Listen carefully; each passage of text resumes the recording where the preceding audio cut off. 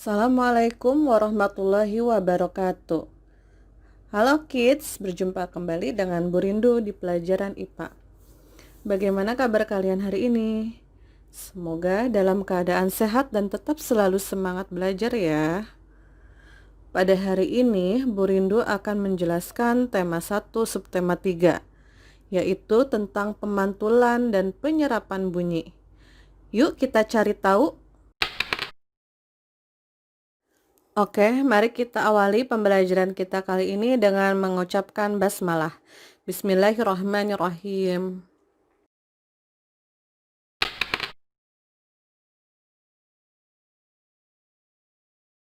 Setelah menyimak pembelajaran IPA pada pertemuan ini, kalian akan menjadi tahu tentang yang pertama, bahan atau benda yang dapat memantulkan dan menyerap bunyi.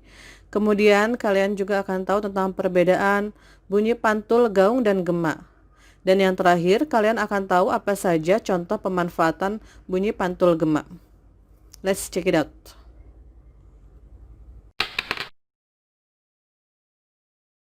Oke kids, kita langsung saja ke pembahasan pertama yuk, yaitu tentang pemantulan bunyi.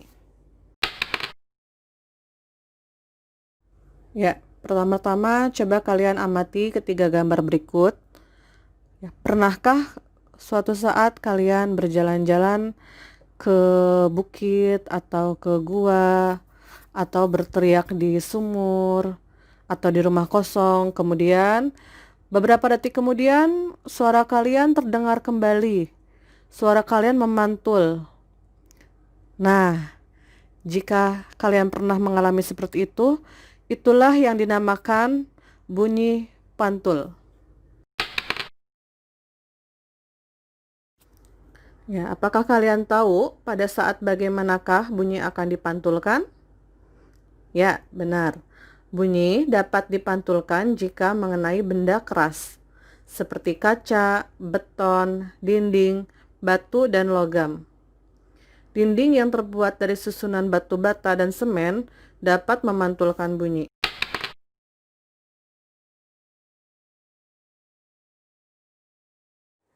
Ya, berdasarkan jenisnya, bunyi pantul dapat dibedakan menjadi yang pertama, bunyi pantul yang memperkuat bunyi asli. Misalkan ketika kalian berbicara di kamar mandi. Biasanya jarak dindingnya sangat dekat, kurang dari 10 meter.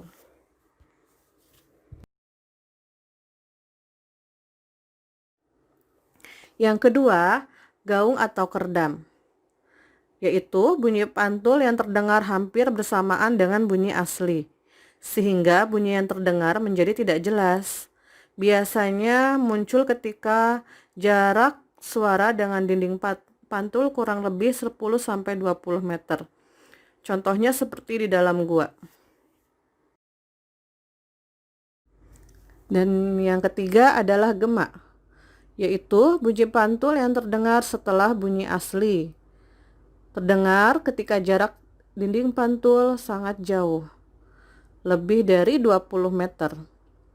Contohnya seperti ketika kita berteriak di lembah dan bukit. Untuk lebih jelasnya tentang ketiga bunyi pantul ini, mari kita simak penjelasan di slide berikutnya.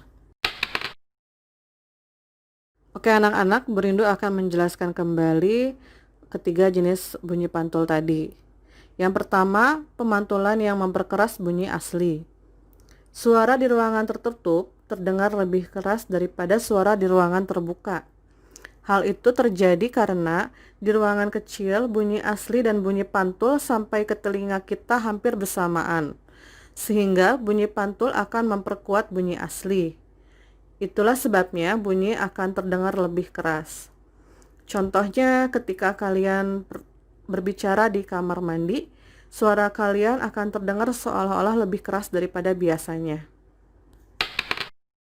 Oke, bunyi pantul yang kedua yaitu gaung atau kerdam. Ketika kamu berbicara di dalam goa atau di dalam gedung besar, dinding goa atau gedung itu akan memantulkan suaramu. Biasanya selang waktu antara bunyi asli dan pantulannya di dalam gedung sangat kecil, sehingga bunyi pantulan ini bersifat merugikan. karena dapat mengganggu kejelasan bunyi asli. Pemantulan bunyi yang seperti ini dinamakan gaung atau kerdam. Dan bunyi pantul yang terakhir yaitu gema. Gema terjadi jika sumber bunyi dan dinding pemantul jaraknya sangat jauh. Lebih jauh daripada jarak sumber bunyi pemantul pada bunyi pantul gaung. Misalnya ketika kamu berteriak di depan dinding tebing yang tinggi, suaramu seolah-olah akan ada yang mengikuti setelah selesai diucapkan.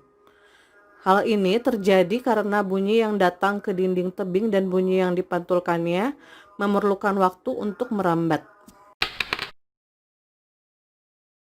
Nah, anak-anak, berikut Berindu sajikan tabel perbedaan bunyi pantul. Terutama yang harus kalian cermati, perbedaan bunyi pantul gaung dan gema. Perbedaannya yang pertama datangnya bunyi pantul. Kalau gaung hampir bersamaan dengan bunyi asli, kalau gema tepat setelah bunyi asli selesai diucapkan. Yang kedua, jarak sumber suara dengan penghalang. Yang kalau gaung jaraknya dekat ya, tadi sekitar 10 sampai 20 meter. Kalau gema jaraknya jauh, lebih dari 20 meter. Kemudian pembeda yang ketiga, bunyi yang terdengar. Kalau gaung menyebabkan bunyi menjadi tidak jelas, sedangkan gema suara pantulnya jelas.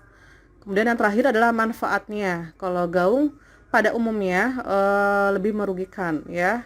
Kalau gema banyak yang menguntungkan dan dipakai untuk berbagai hal. Nanti kita akan simak lebih lanjut. Oke kids, mari kita berlanjut ke pembahasan yang kedua, yaitu tentang penyerapan bunyi.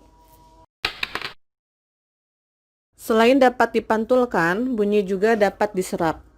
Bunyi dapat diserap jika mengenai benda yang lunak. Benda lunak itu benda yang empuk ya. Misalkan seperti wol, spons, kertas, kain, busa, karpet, karet, karung goni, kemudian gabus dan styrofoam. Nah, penyerapan bunyi ini biasanya dimanfaatkan untuk meredam bunyi di tempat-tempat seperti bioskop. Mungkin kalian suka lihat kan kalau di bioskop, lantai dan dinding bioskop dilapisi semacam karpet. Tujuannya untuk menyerap atau meredam bunyi. Suara dari dalam ruangan menjadi tidak bising ya, tidak berisik atau terdengar hingga keluar ruangan.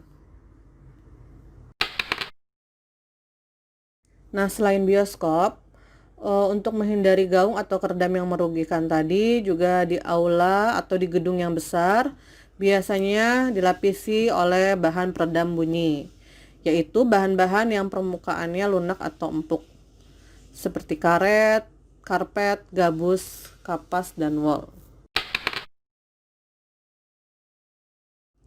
Oke, anak-anak, pembahasan kita yang terakhir adalah manfaat bunyi pantul untuk manusia. Let's check it out. Manfaat bunyi pantul yang pertama adalah untuk mengukur kedalaman laut. Jadi kapal laut memancarkan bunyi, kemudian ketika sudah menyentuh dasar laut, bunyinya akan dipantulkan kembali dan akan dideteksi oleh alat di kapal laut tersebut. Kemudian, kedalaman laut dihitung dengan cara menghitung waktu yang diperlukan oleh gelombang bunyi ketika dipancarkan dari kapal sampai ditangkap kembali oleh alat detektor. Manfaat bunyi pantul gema yang berikutnya yaitu mengetahui kedudukan benda laut, seperti kapal selam dan kelompok ikan laut. Prinsipnya hampir sama ya dengan cara mendeteksi kedalaman laut yang tadi. Kedudukan kapal selam dan kelompok ikan dapat diketahui dengan memancarkan gelombang ultrasonik ke dalam laut. Kemudian gelombang tersebut akan dipantulkan oleh kapal selam dan kelompok ikan dan kembali akan dideteksi oleh alat detektor di kapal laut tadi.